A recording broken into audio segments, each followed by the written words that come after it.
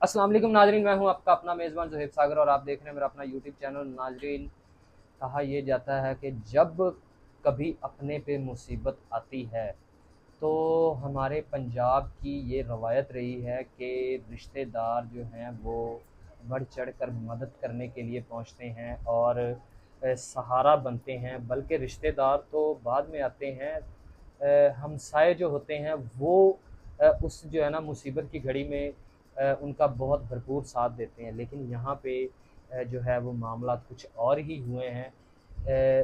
ये बहन बैठी हुई है हमारी, ठीक है। इनकी वालदा घरों में काम करती हैं, ठीक है। घरों में काम करके अपनी बेटी को पढ़ा रही थी, तो अचानक जो है वो उनको जो है ना वो तबीयत उनकी ख़राब हुई है, तो उनको हॉस्पिटलाइज़ किया गया। तो आगे डॉक्टर्स जो हैं वो क्या कहते हैं, क्या मसला बना है और रिश्तेदार जो हैं वो यहाँ पे क्यों नहीं आए, इनका क्यों नहीं साथ दिया, क्या वजह है, सारी कहानी इन्हीं से जानेंगे। अस्सलाम वालेकुम। वालेकुम अस्सलाम। मुझे सबसे पहले ये बताइएगा कि आपकी वालदा जो हैं वो हॉस्पिटल में कितने दिनों से एडमिट हैं? ऑलमोस्ट 1 वीक हो गया कि वो हॉस्पिटल में एडमिट है। एक हफ़्ता हो गया। जी बिल्कुल। अच्छा, हुआ क्या है वालदा को? और अकेली आप हॉस्पिटल में हैं अपनी वालदा के पास, क्या मसला है? कोई रिश्तेदार, बहन भाई, वालिद कोई भी नहीं आपके साथ आया?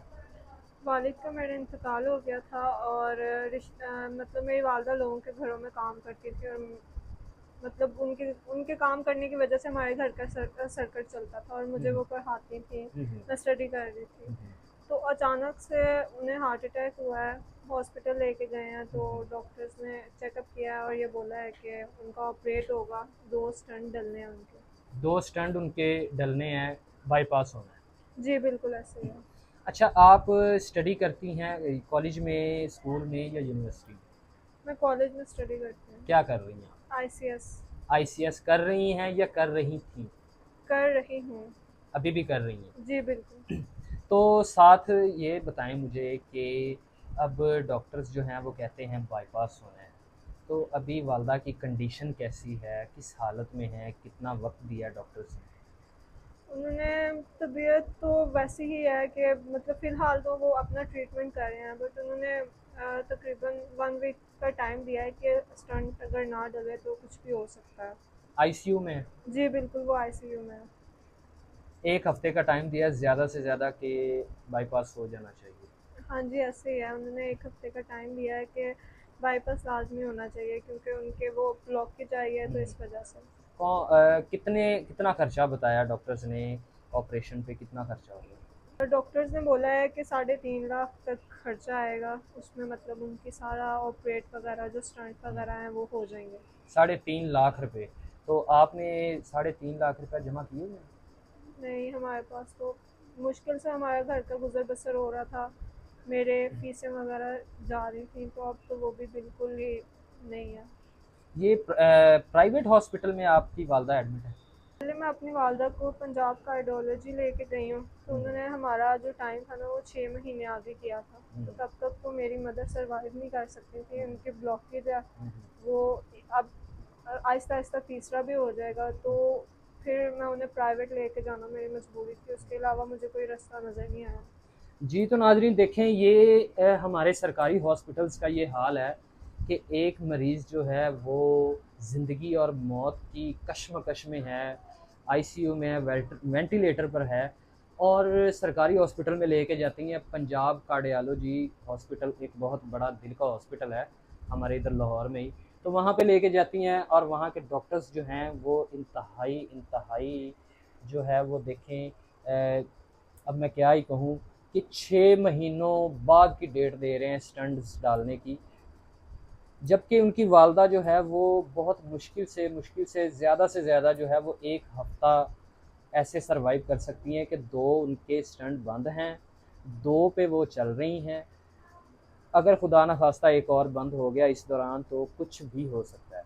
तो हॉस्पिटल वालों से जो है ना वो यही दरख्वास्त करना चाहूँगा, हमारी गवर्नमेंट से भी, कि इस तरह के मरीज़ जो आते हैं उनको जल्द अज जल्द जो है वो फ़ौरन जो है वो देखा करें, क्योंकि एक ज़िंदगी का सवाल होता है। अच्छा मेरी बहन, मुझे ये बताइए कि अब 3.5 लाख रुपया आपने एडवांस में वहाँ पे जमा करवाना है तो ऑपरेशन होना है? हाँ जी, ऐसे ही है, क्योंकि कोई भी ऐसे नहीं करता कि प्राइवेट हॉस्पिटल वाले तो करते ही नहीं है, बिल्कुल ही नहीं करते हैं। ये भी उनका एहसान है कि उन्होंने अभी तक मतलब उन्हें ट्रीट किया है विदाउट किसी पेमेंट के। तो लेकिन अब बहुत ज़रूरी है कि मतलब उनका ट्रीटमेंट, उनका ऑपरेट वगैरह हो जाए, क्योंकि उनकी तबीयत दिन ब दिन बिगड़ रही है। मुझे साथ में ये भी बताएं कि आपके रिश्तेदार क्यों नहीं आए? कोई बाकी रिश्तेदार, वालिद तो आपकी उसकी डेथ हो गई है, बाकी के रिश्तेदार कोई चाचा मामा ताया? रिश्तेदार आजकल कहाँ मुश्किल टाइम में कोई साथ देता है। अच्छा वक्त हो तो सब साथ खड़े होते हैं, मुश्किल टाइम में सारे ऐसे जैसे आपके कुछ लगते ही नहीं है।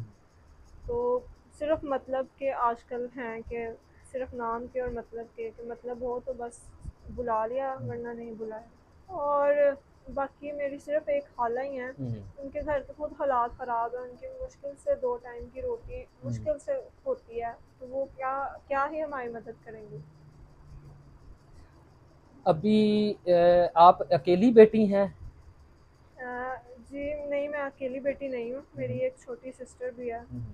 और वो भी पढ़ती है, उसका भी मतलब मेरी वालदा की वजह से उसकी भी फीसें वगैरह पढ़ाई वगैरह चल रही है। वो कितने साल की है? वो तकरीबन 9 साल की है। 9 साल की आपकी एक छोटी बहन है, वो भी पढ़ रही है। तो वालदा को इस हालत में देख के तो परेशानी तो घर में काफ़ी ज़्यादा बन गई होगी। तो अभी गुजारा घर का कैसे हो रहा है, खाने पीने का कैसे गुजारा हो रहा है? वालदा तो जो है वो हॉस्पिटलाइज हैं, तो घर का सिस्टम कैसे चल रहा है? छोटी बहन को कैसे आप देख रही हैं? खाना वगैरह कहाँ से हो रहा है? क्योंकि जब मतलब मतलब मेरी वालदा को तनख्वाह वगैरह मिलती है, तो वो इकट्ठे घर का राशन वगैरह ले आती हैं और कोई उनकी मदद भी कर देता है। हम्म, तो उससे जो राशन थोड़ा बहुत पड़ा हुआ था, उसी से घर का गुजारा वगैरह चल रहा है। तो जैसे रूह की सुखी अल्लाह अल्हम्दुलिल्लाह मिल जाए, अल्लाह का शुक्र है। और छोटी बहन पे मेरी वालदा की बीमारी की वजह से जाहिर सी बात है बच्चों पे ज़्यादा असर पड़ता है, उस हम्म, पर बहुत ज़्यादा असर पड़ा है। वो मतलब ज़्यादा किसी से बात नहीं करती, चुप चुप रहती है। अच्छा, ये तो बात आपने कर दी। आपको हमारा जो है वो किसने बताया? कैसे आप हम तक जो है वो हमारा जो नंबर है वो आपको किसने दिया, ये ज़रा बताइए। मैंने आपकी वीडियो देखी थी, वहाँ से आपका नंबर लिया। मुझे उम्मीद थी कि आप लोग मेरी मदद करेंगे, तो इस वजह से मैं आप लोगों के पास आई हूँ। अभी आप क्या चाहती हैं? आपकी वालदा का इलाज करवाया जाए और आपके घर के जो हालात हैं वो बेहतर हों? हाँ जी, मैं यही चाहती हूँ कि मेरी वालदा का इलाज करवाया जाए, वो किसी तरह ठीक हो जाएँ, क्योंकि उनकी वजह से ही हमारे तो वालिद साहब भी नहीं है, और हम सिर्फ बेटियाँ, ना कोई भाई ना कोई कुछ। तो ना रिश्तेदार इस इतना हैं कि वो हमारे सर पे हाथ रखें। तो मेरा यही है कि मेरी वालदा का इलाज करवाया जाए। जी, इंशाल्लाह आप बेफ़िक्र रहें, आप परेशान ना हो। अब आप हमारे चैनल पे आ गई हैं। हमारे चैनल पे बहुत सारे ऐसे मुखय्यर हज़रात लोग जो हैं वो हमारी वीडियो देखते हैं और आप जैसी बहन बेटियों की भरपूर मदद भी करते हैं हमारे थ्रू। और इंशाल्लाह ताला आपकी वालदा का इलाज 1 हफ़्ते के अंदर ज़रूर होगा इंशाल्लाह, और आपकी वालदा सेहत याब भी होंगी। 3.5 लाख रुपया थोड़ी रकम तो नहीं होती, लेकिन ये है कि कोई ना कोई ऐसा इंसान ज़रूर हमारी वीडियो देख रहा होगा जो आपकी वालदा का हार्ट का जो ऑपरेशन है वो 1 हफ़्ते के अंदर फ़ौरी ज़रूर करवाएगा। साथ आपके साथ एक और बात ये करनी है कि अगर आपकी वालदा पे बोझ है, आपका आपकी छोटी बहन का पढ़ाई का, ये अगर कम करने की कोशिश की जाए तो बेहतर हल नहीं है ये? हाँ, ये तो उससे भी बेहतर हल है कि वो मेरी वालदा का, क्योंकि कुछ टेंशनें घर की वैसी होती हैं, कुछ बीमारियां ऐसी आ जाती हैं, तो बहुत मुश्किल होता है। तो अगर इस तरह का कोई हल हो तो और बेहतर हो जाएगा। आपकी एज कितनी है? मेरी उम्र 22 साल है। 22 साल एज है? जी। अच्छा, 22 साल आपकी एज हो गई है तो माशाल्लाह आप इतनी ज़्यादा प्यारी हैं, अल्लाह ताला आपको ज़िंदगी दे। तो क्यों ना आपकी जो है ना आपके मुस्तकबिल के लिए एक बेहतर फ़ैसला किया जाए, आपकी शादी करवा दी जाए किसी ऐसे इंसान से जो बिना किसी लालच के, बिना ये नहीं कि ये शर्त हो कि वो आप उससे शादी करेंगी तो वो आपकी वालदा का इलाज करवाए, नहीं।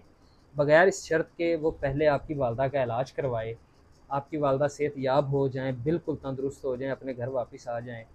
तो हमारी जो है वो वेरिफ़िकेशन मुकम्मल होने के बाद अगर आप उसका रिश्ता, आपको प्रपोज़ल जो है वो आपको दिखाते हैं, आपसे जो है वो उसकी इजाज़त लेते हैं, तो आप शादी कर लेंगी?